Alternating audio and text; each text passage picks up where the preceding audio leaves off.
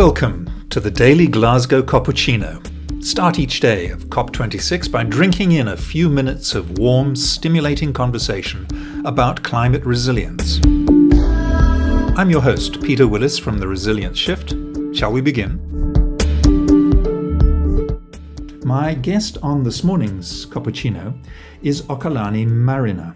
Okalani is a young climate activist in Samoa. She's the vice president and co-founder of the first environmental student body at the National University of Samoa, and is a member of the global climate activist organization 350.org. Okalani refers to herself as a Pacific climate warrior, artist, and storyteller. Welcome, Okalani. I'm thrilled to be talking with you across the globe and delighted to have you with us for this morning's cappuccino. So I'm curious to know, where did all this start for you? What's the root of your commitment to facing up to climate change? You know, Peter, I think I would say it would be legacy and fear. And that's because growing up, I'd always been told stories of the Pacific and stories of navigators who traveled the ocean by stars. And my grandfather was always big on storytelling and remembering where you came from. And so recently he passed away, but before he did, he had always told me to remember my roots.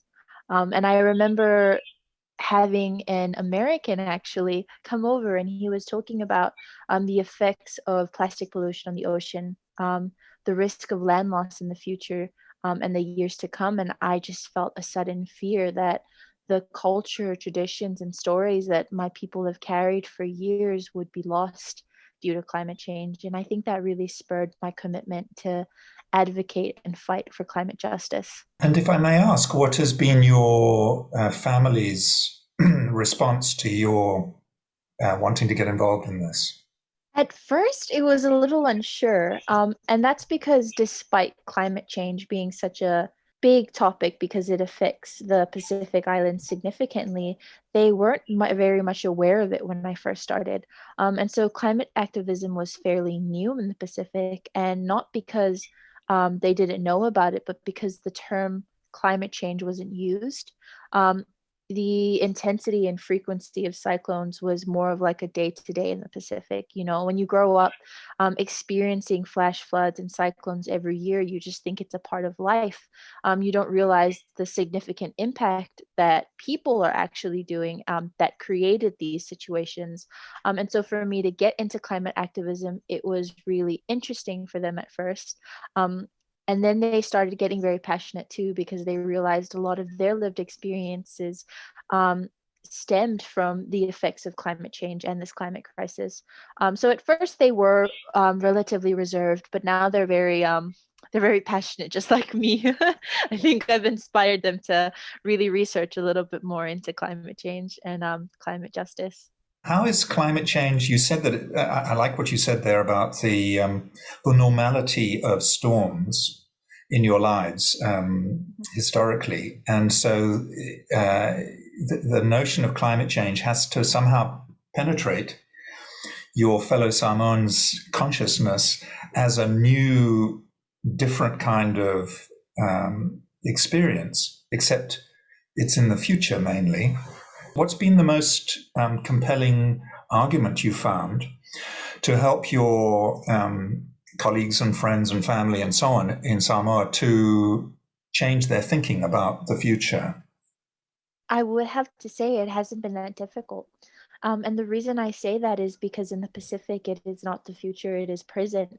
You know, it is very easy for me to explain why there is a shortage in fish, and why there is food security in the Pacific. I can explain to a farmer that the reason they can't grow bananas anymore is because of the cyclones. And I can explain to them that's climate change. It's not supposed to happen. It's being man-made. It's being caused. And so the idea of really like switching their mindset on climate change isn't that difficult. It's more of the explaining why things are happening and how we can make a difference in the Pacific. Yeah. That's what I wanted to ask you. What are you focusing on, you and your fellow activists? Because I understand you're part of a growing network of young climate activists in your region. What have you chosen as your focus areas? You know what? I think it would summarize or simmer down to capacity building. In the Pacific, it's very much focused on educating people in climate action and also providing resources and skills and upskilling in to be more resilient and adapt to the new world that is to come. Going into rural communities and teaching them practices or behavior changes in order to help them improve, get an income. But that's really where a lot of my work is involved in. It's a lot to do with community building and education. That sounds like wonderful foundation building for any profound change. If we go upper level in terms of scale, what's on the top of your agenda for global decision makers to do that would really relate back to your community in Samoa? What are you asking for at COP, in effect? I think it's really to set ambitious targets. A lot of people have been creating, renewable energy targets to be achieved by 2050, but we do not have that much time. And so I think my encouragement to the leaders at COP26 would be to set more ambitious targets, but also to prioritize climate financing in Pacific Islands and small island developing states. We contribute the Pacific collectively less than 1% to global greenhouse gas emissions, and we're the ones at the forefront of this climate crisis. And so often when people ask us, how are we helping make a change in climate, we can't really explain that because we're like, firstly, we didn't create it. Secondly, even if we did switch to 100% renewable energy, it wouldn't make such a significant difference than, the big three. For me, it would definitely be to invest climate financing in rebuilding and reinforcing infrastructure in the Pacific in order for us to be prepared for the effects of this climate crisis. Can you give me an example or two of the sort of things that if that climate finance were to, if the gates were to open and that climate finance were to flood in the direction of places like the Pacific, what would you want to spend it on in your particular area? I would definitely say reinforcing the wharfs and coastal areas. A lot of villages in Samoa have had to be relocated because of coastal erosion. Building bridges and making sure that our waterways are safe. We have fresh water and clean water for a lot of our villages, especially in the coast because salinity levels have increased. It's things like that I would definitely encourage more climate financing and accessibility as well to those funds in the Pacific. Okay, that makes enormous sense to me. And I wonder finally whether you can share with us something of what you're picking up through your networking with other youth climate activists in your region and around the world. What's giving you hope from that network? I would say my people, and not my people Samoa as well, but the Pacific in its entirety. Whenever I feel doubt that there is still hope. My community is always there to remind me and encourage me that we still have a chance to fight and, that we're not going to drown, that we're still going to be here fighting for change. Um, and so I would say one of my greatest blessings is community in the Pacific and my people. They've really helped me stay hopeful in the many times that I have not been very optimistic. That's so interesting, isn't it? How important hope is in this work. And it just occurs to me that you describe your father's career in civil engineering and infrastructure, and you would like to spend those big dollars on reinforcing the infrastructure of critical parts of your islands and so on. But you've also just described the infrastructure of community and the infrastructure of hope, which is much cheaper to develop. You don't need billions of dollars for that, but you do need intent. And I'm getting that radiating from you all those thousands of miles away. Plenty of intent. So I wish you every possible strength and success in your work and life with your community there, Okalani. It's been an absolute pleasure having you with us on the Cappuccino. Thank you so much, Peter. And I hope one day really we get to meet.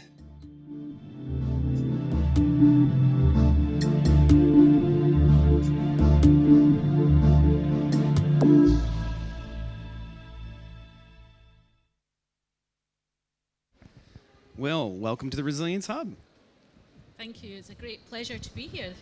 Yeah, and I was hoping maybe just for our audiences, you could introduce yourself quickly. You're one of the key partners for the Hub, but tell us how and where. So, thank you. So, I'm Professor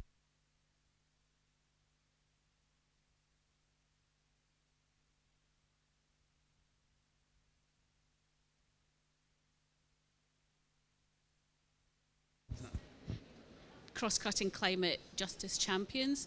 So we're helping the Resilience Hub to really look through issues of injustice and climate inequality.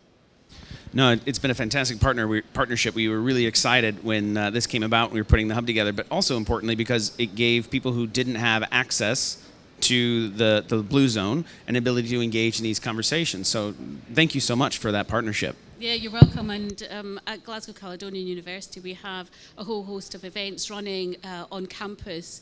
And it's great because those events are open to the public, and it means that many more people can get involved in those conversations and start and really taking part. Because as you know, COP, a lot of these agendas you can't enter.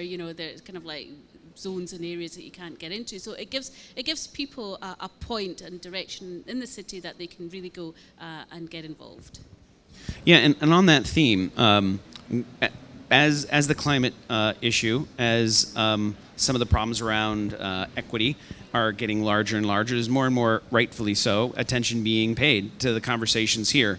And there was already a growing issue of who has access to information, who gets to be part of this conversation. But of course, COVID-19 exacerbated this and made it much more difficult for the people who need to be here all over the world. But that's why we're doing this. We're doing these series of conversations to hear from people who do have the privilege of attending COP and participate in these events, to kind of get an understanding from you to share out with everybody virtually who can't be here about what's happening. So if it sounds good to you, I just have a series of questions that I wanted to ask, particularly from your perspective over the last couple of days. Yeah, absolutely, and great to be taking part in this conversation. And you are right. I mean, COVID-19 really has, exacerbated climate inequality.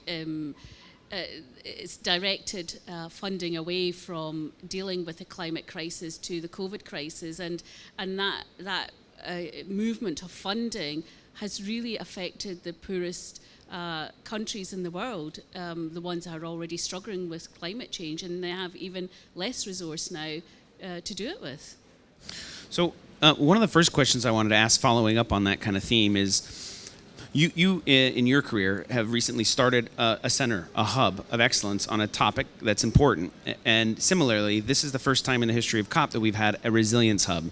Some of our colleagues have been saying, in the past, resilience has been everywhere but nowhere. So we're really excited that there is a central place to do this. But I thought, given what you've worked on at the Glasgow University, what does a resilience hub or a center of excellence mean to you?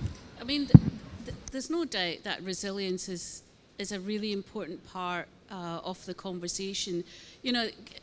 With our climate crisis, we need to draw attention to adaptation and resilience of people to help them cope with and adapt to a changing climate. I think the challenge is thinking through how we build that resilience and what it means, and really working with people to help identify what those approaches and solutions look like in terms of resilience. What do people need on the ground over the short, medium, and the long term? So there's no doubt that having an anchor such as the Race to Resilience is such a vital part of this conversation. And I think issues of climate inequality and climate justice just speak directly to issues of resilience. Yeah, really well said. And in particular, I'm curious now, those from those broader conversations and things that we're talking about to here. So Friday, we're near the end of the very first week of COP26, much long awaited. It was delayed for a year. It's here, it's happened, and now we're through the first week. What are some of your thoughts and experiences so far of the week and maybe in the last couple of days? Yeah, I mean, it's great. It's great to have COP26 taking place in my home city of Glasgow. This has been an interesting week. We've had the World Leaders Summit, we've had Finance Day, and today is indeed Youth Day. And, over the last few days, there's some interesting statistics that have come out about gender and representation. We were hearing during the plenaries that the majority of those who are speaking at those plenaries, 74% are male voices. So where are the women in this conversation? So looking forward, the issues of gender will be, really need to be tackled front and center. Issues of finance are there's no doubt it's a glue that's going to provide. It's a solution that's going to lead to a lot of the initiatives to get off the ground.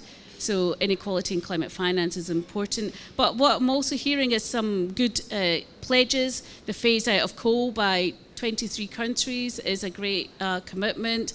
It has huge implications for transition to net zero, but also with reference to a fair and just transition. So it remains to be seen how those issues will be addressed in terms of policy and planning going forward. And today we're hearing, today is Youth Day. It's good to see young people's voices hopefully come through loud and strong. But I think as part of youth, it's Indigenous young people's voices that are really important. So I'm hoping that those messages will carry through to the negotiators. Yes, that's well said. And as we're talking about your experiences this week, how about next week? Looking forward to next week, and maybe not just here in the Bloom Zone, but in the other part of the Resilience Hub over at the university. What are some of the things that you're looking forward to seeing next week, or you're hoping to see? Well, what I'm hoping to see is a lot of focus driven towards, how would I say, how can we make things work? And particularly in terms of resilience, what are the new frameworks? What are the new activities? What are the new conversations that need to take place? And what are the groundbreaking questions that remain unanswered as part of delivering on resilience? And I think what's really important is, with reference to resilience, that we see the bigger ticket items such as the impact of climate change on migration and displacement. That's a huge agenda. And what we're hearing through the Resilience Hub are, examples and case studies of the thousands of people that are having to live in informal settlements, living in slums, the unhealthy environments in which they find themselves. And with reference to resilience, it's not just about helping those people cope with and live in those very challenging circumstances, but it's to lift the conversation to the next level up and say, well, what does this mean for the world as a whole? Implications on the huge climate and displacement issues that are happening on the ground, and how do we protect those who are falling through the gap in terms of their human rights? But also there's a huge agenda when it comes to health and climate and health and inequalities, because a lot of the issues with people losing their homes, and also with heat being a big issue that we're hearing about over the last few days. These are really critical conversations to be had, and I think what I would like to see is to see the big ticket items really come through, such as health and well-being, as beginning to shape the overarching frameworks of how we look at resilience and how we deliver on supporting those on the front line of the crisis. Yeah, and those intergovernmental kind of agreements, frameworks to help provide a foundation to move this forward is so important. But at the same time, what we understand and what we hear over and over is that we can't wait. And we need to start doing things ourselves and taking action, even in the face of uncertainty. So with that, tell me a little bit about what you're hoping to achieve, why you partner with the Resilience Hub, and what you're hoping to see as the outcome from your efforts this week and next. Well, I mean, what we're hoping to achieve, I mean, obviously as the director of the Centre for Climate Justice, what's really important to us is there's two things, right? It's recognition of the fact that the poorest who have contributed least are suffering the most, making sure that is recognised, but also ensuring that frameworks and approaches to addressing those injustice issues are embedded within conversations going forward.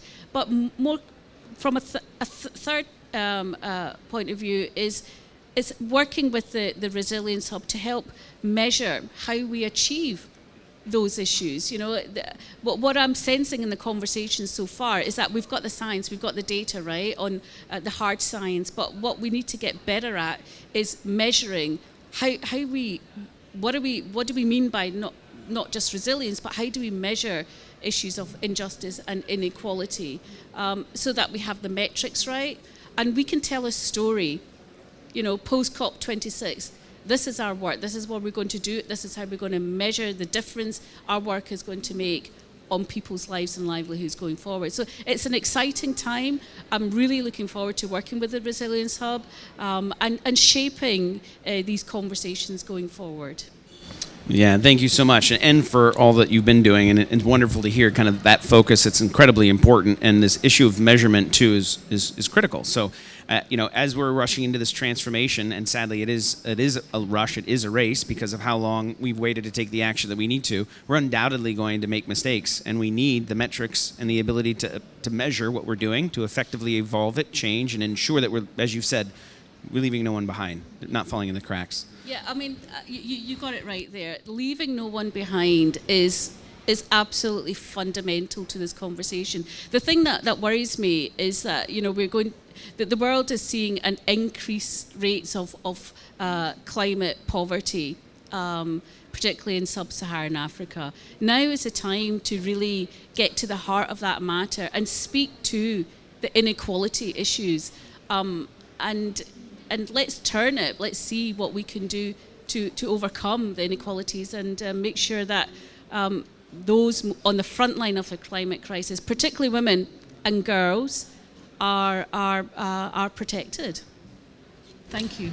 No, thank you. And just as we're going to kind of wrap up here, I thought it might be fun to ask, what's one of the most interesting things that you've seen here this first week during COP26 from your perspective? I think the interesting thing, what I'm liking most is seeing Indigenous groups moving around the venue and dabbled through the suits that are walking through the concourse. I think that blend and that mix of folks taking part in the conversations is great. I would love to see more of it. But that is what strikes me. You know, it's seeing Indigenous representation here at COP26.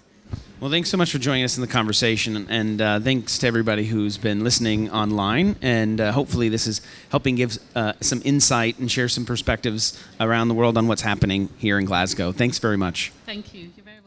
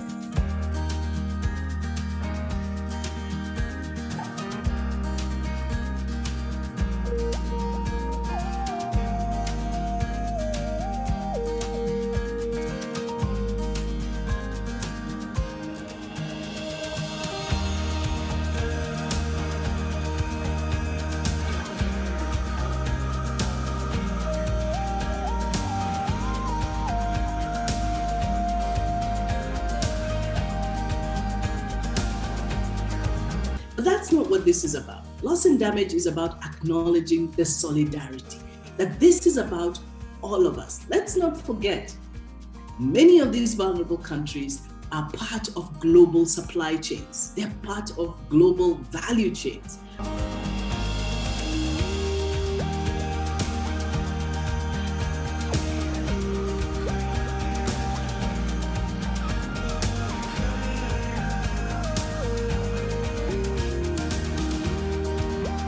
The three numbers you need to remember are 3, 30 and 2030, and let me explain that to you.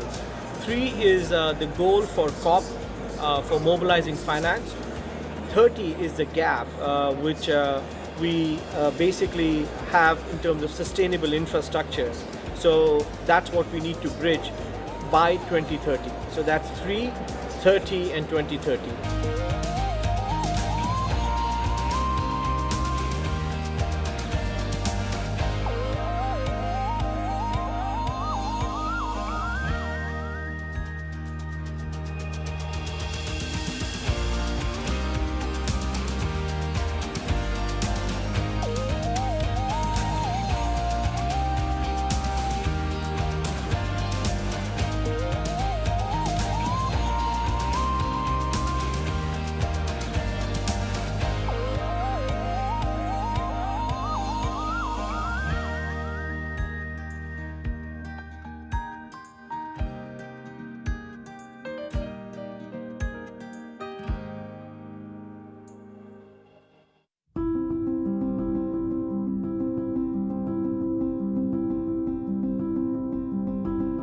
So to combat the issues sort of just coming at us really fast, we need to predict and then react in good time. So the funds could be directed towards preventing the crisis from occurring rather than cleaning up the mess afterwards. Our people are really feeling very threatened, so we believe we can do adaptation and mitigation. We need a funding for the improving our renewable energy projects, increasing our renewable energy projects.